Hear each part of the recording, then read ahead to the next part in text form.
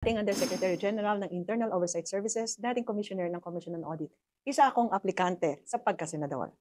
Ma'am, thank you for joining us. I remember until the eve of yung filing ng COCs, parang hindi pa ganun kasigurado. I remember that because we talked to you. Yeah. Oo, wala nang urungan to dahil marami ng tao ang nabigyan ng pag-asa, marami na ang tumataya kasama natin. So wala nang urungan ito. Siguradong sigurado na.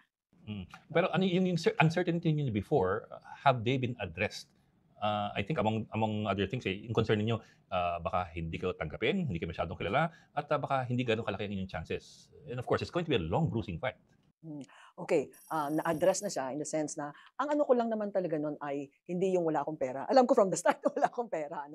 Dun sa baka hindi ako katanggap-tanggap, nakita natin nag-volunteer ang maraming tao. At kapag sinabi kong sisimba ako ng alas 6, baka lahati ng simbahan yung napuno. So parang napakalakas ng affirmation na mukhang tanggap. At sabi ko nga God's perfect time talaga yung marami nagsasabi, bakit ngayon lang? Sabi ko, ngayon yung sa tingin ko tamang panahon. Commissioner, taking off from Ed's question, why Senate right away? You're best known as a co-commissioner, but you've never held elected position. And as we know, there are only 12 seats. The race is very, very tight. So why not start at the local level, for instance? Dahil hindi ako politiko. Hindi ako politiko. Kasi kung politiko ako, doon ako sa, alam ko mananalo ako. At yun naman ang sinasabi ko, ang pagtakbong ito ay pagtugon sa pangangailangan. Babalikan ko yung usapan namin ni Sen. Laila. Sabi ko kay Sen. Laila, Sen, balik ka na sa Senate. Sabi niya, hindi talagang napansin ko, lalaman ko na itong sectoral, malapit ang puso ko dyan. So sabi ko, feeling ko kasi naiwan yung mga kasamahan natin. Walang walang excitement yung pagkakampanya. Ako talagang tumutok ako sa personal na pagkampanya noong 2021-2022, So tingin ko, nandun yung pangangailangan sa Senado. Di ba lagi ko naman sinasabi, hindi ako politiko, public servant. So kung tingin ko, nandito yung pangangailangan ng mamamayan, dito ako nagpunta. If we check at the recent surveys ng mga senatorial candidates, parang makikita natin dun sa mga top 12 na pumapasok. Ito yung mga bahagi ng mga malalaking alyansa, ng malalaking partido. Yung talagang merong machineries para makapangampanya. So paano kayo lalaban dun? Gugulatin natin sila. Napakaraming laban. Nasa una parang hindi katanggap-tanggap or hindi pwede. Nung nagsabi akong mag-iingay ako, lalabanan ko ang katiwalian. Auditing, auditor ako noon, di ba? Lahat nagsasabing, wag, mapapahama ka. Ayun ako, hindi ka mapopromote, di ba? Naging commissioner ako. Nung commissioner na ako, ang sinasabi, huwag kang magsalita masyado, huwag kang mang-away. Inilabas namin ang pork barrel report, di ba? Yung PDAF. Hindi ka mako-confirm. Na-confirm ako. So, ang sinasabi ko, maraming away, maraming laban akong sinuong na sa una, parang dehado. Kumbaga, pero sa huli, matapos mabugbog, ay parang bida, nabubugbugin muna sa simula, sa huli ay magtatagumpay. Ma'am, let's try to flesh out your stance on some national issues. Inflation, still the number one voters' concern. Bigas. In other debates, the candidates have said the answer is bringing up productivity, but that's 5-10 years away. In the immediate term, the easiest way to bring down prices of rice, for instance, is to import more. Pero you hit the farmers. If you were in the Senate, what would you do? You allow more importation or you let the prices stay high in the meantime? Sa akin, ibabalik ko yan dun sa aking sa aking plataforma on fighting corruption.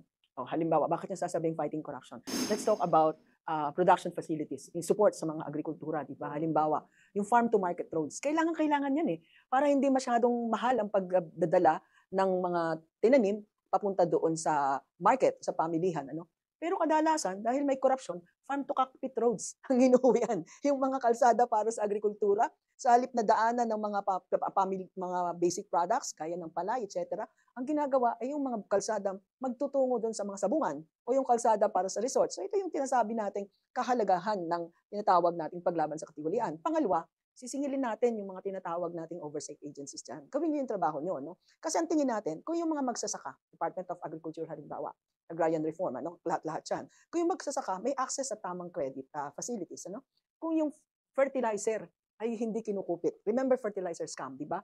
May insentibo yung magsasaka dahil may tulong na masusumpungan, matatakbuhan mula sa gobyerno, di ba? And then ito ring department ng gobyerno na may in charge doon sa tinatawag nating oversight, di ba? National Food Authority, nandyan din para mabalanse yung tinatawag nating market supply ng bigas, But at the same time, protecting the farm gate prices. Dahil mandato mo rin yan ingatan ang kita ng magsasaka.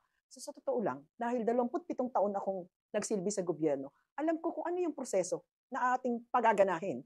Alam ko kung ano ahensya ang iyong bubugbugin. At syempre, babalik tayo sa aking ipinangako. Masusing budget, pagbabantay ng budget. Bakit?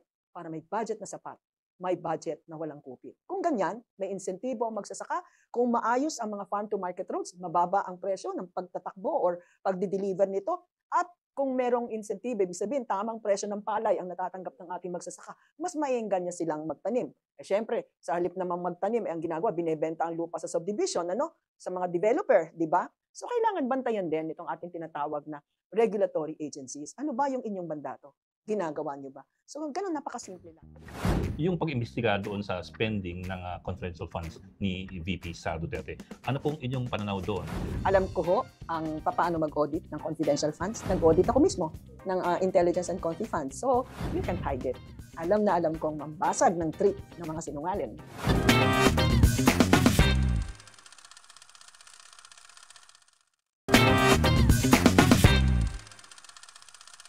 Nabanggit po yung oversight. Tuhugin ko po yun. Kasi in the last few weeks, napag-uusapan yung issue ng oversight na kung may karapatan ba ang Kongreso to, for example, look into spending ng ilang opisina with regard to confidential intelligence funds. For example, usurpation daw ng authority ng COA, which the body came from, yung pag-imbestiga doon sa spending ng confidential funds ni VP Sara Duterte. Ano pong inyong pananaw doon? Coming from COA, is it a usurpation or is it part of Congress's oversight function? Bahagi po yan ng tinatawag nating oversight function. Ano po? Kasi di ho ba ang Congress ay in charge siya dun sa bahagi ng budget na tinatawag natin ay legislation. So bahagi po siya. Ang tinitingnan ng Kongreso ay tinatawag nating quality spending. Di ba? Quality, timeliness, efficiency. So nagamit ba ng tama? Kaya nilang gawin yan. Ang nagiging lang siya na parang usurpation kasi nakita natin yung grandstanding, nakita natin yung medyo medyo matapang na pagtatanong. At kasi pinupukpok na pilit ang Commission on Audit. Ito naman ang dagdag ko doon. Hindi na nga nila dapat pinupok ang COA. Kasi under the rules, may report. May report. May quarterly report. May report dapat isasubmit sa Kongreso. So, ang sinasabi ko, tama, within exercise of legislative function and oversight, di ba? Pero yung approach, kinulang ng konti. Nakalimutan nila, nakasulat doon, hello, kaway-kaway, may kopya po kayo ng confidential report, di ba? At pag may kopya ka niyan, may kopya ka nung dapat report kung paano ginastos, may kakayan kang magtanong. That's what I was wondering about kasi it's in the joint circular. A quarterly report to the President, the Senate President, and the Speaker. Which they have submitted, Oo. yes. Ang tanong, may nagbasa ba? Tanong ko rin, baka naman walang nag-submit. Pero in that case, nagkulang ba ang COA? Because in the hearings, for instance, the senators, the lawmakers were pointing out na, okay, why did you accept the anomalous acknowledgement receipts when mali-mali naman yung dates and the names were clearly fictitious according to the legislators? So, and then the answer was, they are largely ministerial. So nagkulang ba ang COA in that instance? Okay, hindi pwedeng sabing nagkulang.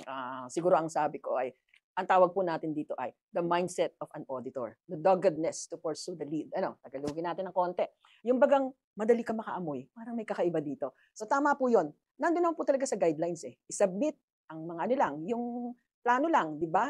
At saka yung resibo, pero yung certification nasa envelope. Pero nasa guidelines din po.